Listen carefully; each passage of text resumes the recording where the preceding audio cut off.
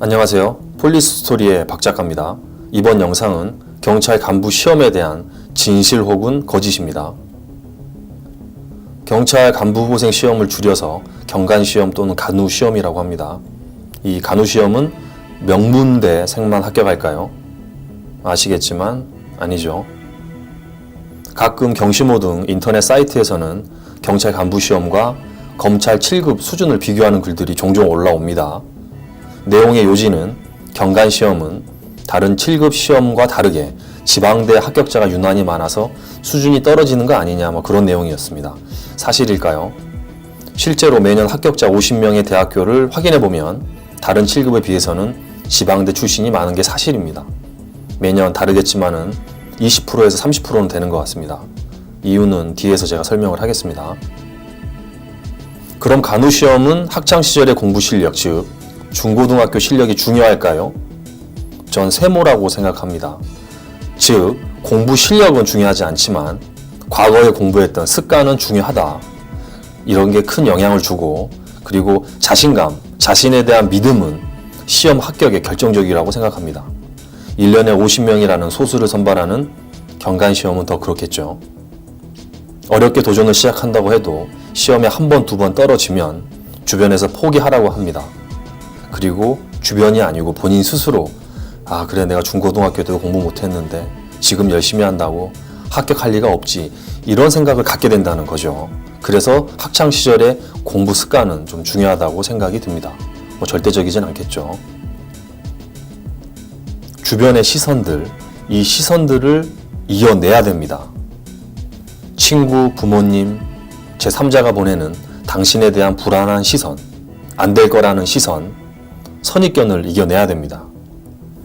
솔직히 중고등학교 때 공부를 잘해서 명문대를 나온 사람들은 이런 불안한 주변의 의심을 받지 않습니다. 당신과 나같이 중고등학교 놀아서 공부를 못했던 사람들은 이 시선을 극복하고 자신감을 갖고 공부를 한다는 게 어렵습니다. 주변의 시선이 당신을 망칠 수 있습니다. 그럼 간우 합격생들의 출신을 대략 정리해보면 세 부류로 나옵니다.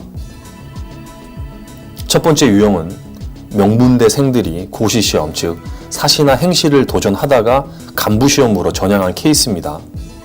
이 사람들은 학창시절에는 경찰을 직업으로 생각하지 않았지만 막상 시험에 도전하면 기본 실력이 좋기 때문에 유리하긴 합니다. 과거에 공부를 잘했던 경험과 공부 습관이 있어서 출발이 유리합니다. 다만 1년, 2년 떨어지면 중간에 포기도 빠른 유형이긴 하죠. 두 번째 유형은 동국대 경찰행정학과 출신들입니다. 학창 시절부터 경찰을 직업으로 생각했고 공부도 잘해서 그리고 이후에 경간부 시험에 합격하는 케이스죠. 매년 50명 합격자 중에 15명에서 20명은 동국대 출신입니다. 물론 지금은 합격 인원은 줄어드는 추세지만 아직도 10명 이상은 합격을 합니다. 세 번째 유형은 저 같은 지방대 경찰행정학과 출신들입니다. 고등학교 시절에 공부를 안 해서 지방대 경찰학과를 진학했고 이후에 정신을 차리고 경간부에 도전하는 케이스입니다. 주변에서 야 너가 이 시험 합격할 수 있겠느냐 무시를 많이 당하기도 하지만 자신의 학교 선배들이 합격하는 것을 보고 그래 나도 합격할 수 있구나라는 믿음을 가지고 공부를 해서 합격하는 유형입니다. 이 케이스가 가장 치열하게 또 독하게 공부를 합니다. 또 주변에서 이 간우시험은 주관식이기 때문에 최소 3년 이상을 준비해야 합격한다고 합니다. 사실일까요?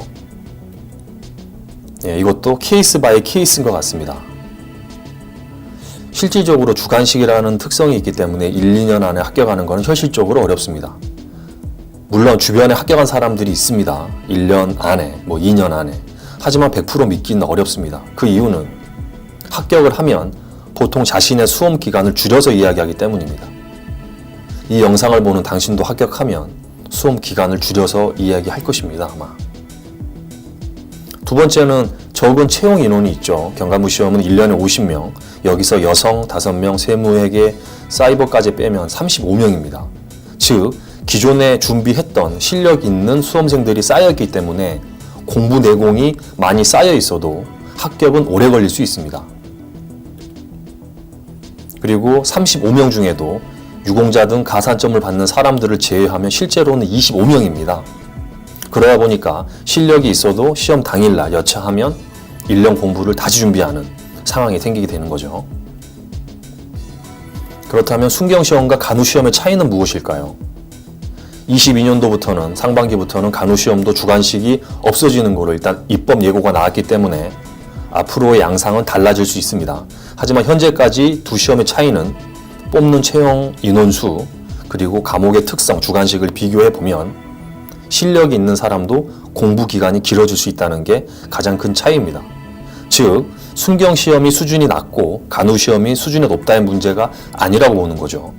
물론 객관식 과목 중에 형법, 경찰학 등 문제의 난이도는 차이가 있습니다. 다만 순경시험 합격자 수준이면 간호시험도 충분히 합격할 수 있는 자질은 있다고 전 자신 있게 말할 수 있습니다. 현직 순경이나 경장분들이 자신도 간부시험을 준비하다가 개인 사정이 있어서 지금 현직으로 순경으로 들어왔지만 지금이라도 간부시험을 준비하고 싶다. 방법을 물어봅니다. 전 냉정하게 얘기합니다. 유공자 가산점이 있는 분들을 제외하고는 거의 불가능하다. 즉, 경찰 일을 하면서 공부를 해서 경간부 시험에 합격하기는 어렵습니다. 물론 불가능을 가능으로 만드는 사람들은 존재하기 때문에 선택은 당신의 몫입니다. 전 수험생 시절에 이 말을 가슴속에 넣고 지금도 믿고 있습니다. 모든 시험의 실질 경쟁률은 3대 1입니다. 나머지는 다 허수죠. 이 말은 뭐냐면 당신이 자신을 믿고 하루하루 알차게 공부하면서 내공을 쌓아간다면 순경시험, 간호시험 다 합격할 수 있습니다. 자신의 경제적인 여건, 개인 사정 등을 판단해서 시험을 선택해서 준비하시고 도전하시면 됩니다. 간호시험을 도전하기로 생각하고 있다면, 결심했다면 50명이라는 채용 인원에 압도되지 말아야 됩니다. 2022년이 되면 간호시험도 주관식 과목이 없어질 겁니다. 이제 주관식에 대한 두려움으로 간호시험에 대한 도전을 못했던 사람도 이제 마음의 불안을 떨칠 수 있습니다. 결정도 당신이 하는 것이고 결과도 당신이 집니다. 당신이 순경으로 합격을 해서 현직에 근무하면서 여러분보다 뒤늦게 간호 합격생들이 들어와서 일할 때 속으로 야, 나도 그때 간부시험 준비했으면 합격했을 텐데라는 생각을 하지 말고 도전 의지가 있고 실천 의지가 있다면 간호시험에 도전하십시오. 인생 한 번 사는 겁니다. 다만 중간에 포기할 거면 아니면 시작하다가 다시 순경시험으로 변경할 거면 시작도 하지 마십시오. 냉정하게 솔직하게 순경시험으로 일찍 들어가서 승진을 차근차근 열심히 해나간다면 간호 합격자와 큰 차이 안 날 수 있습니다. 사실입니다. 다만 간호시험으로 진로를 선택했다면 끝을 볼 각오로 시작하십시오. 다른 간호 합격생들도 당신처럼 불안했지만 같은 고민을 했고 그 고민을 긍정적인 자극으로 노력을 해서 간호시험에 합격했습니다. 오늘 하루도 고생하셨습니다. 폴리스 스토리의 박 작가였습니다.